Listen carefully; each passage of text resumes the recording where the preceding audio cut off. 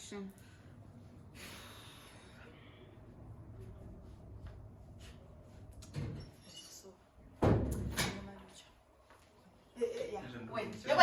Yeah. So wena ngurentisa endlini yami zolo lokho. Sufuna lokutshontsha wena. Vele ngili ngamasela. Kuma ndandesha se. Ungathi mother ndayithase. Imali bekule mali la kudlule wena nje. Fu. Kathi imali ayisekho. Saka Usani nga wena? Ulanda uzotshontsha endlini yami? Andile drama. Cela imali vela ungitshela khona lokho. Ngoba wedwa odlulela. Angithi ke muthu anezena. Endakaze kwacasha imali endlini. Sokuhlala wena sokurenta wena la socasha imali. Ngicela imali yami. Asekuthi icala phela ukuthi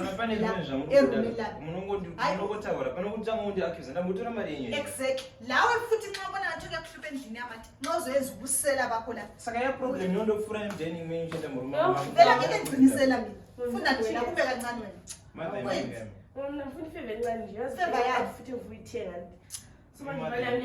izintshontsha imali yami ngitshela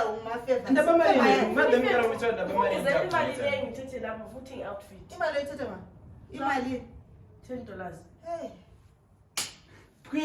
yaseke Mana wena ndothora mali emacala wena ade ngathi umuntu ongayaqala mother chimbomere kupapa mazwi ngathi sidala mina kusengena-accusile lapha ngithi ulekithi sorry kuti ase saka mama ngomba iwe ndunibathethi ndirimba veni so imuso yengakwazi ukuthi mina ndakwazi lokuthi ukhona sorry mkhonyana I'm sorry shut up wena mundinyari mali shut up bunika kuloja pamba penye isimosha ndakakuudza efunika ndoda rumuri panzi ngati aisi pressure munofuna pana makundi accuse ndirimba veni kodwa mina ngathi ngiyacabangela ngoba wena ngodlulela usaka indimba isosentenya ko shut up kwanza kushange baba mina yangisithi zakushangela ibaba wena ngifuna imali yami uyihla nginika imali wena ngisebenzela nzima imali uyihle kancedi nganex la futhi awuncedi ngisenza uqeda ukudla phela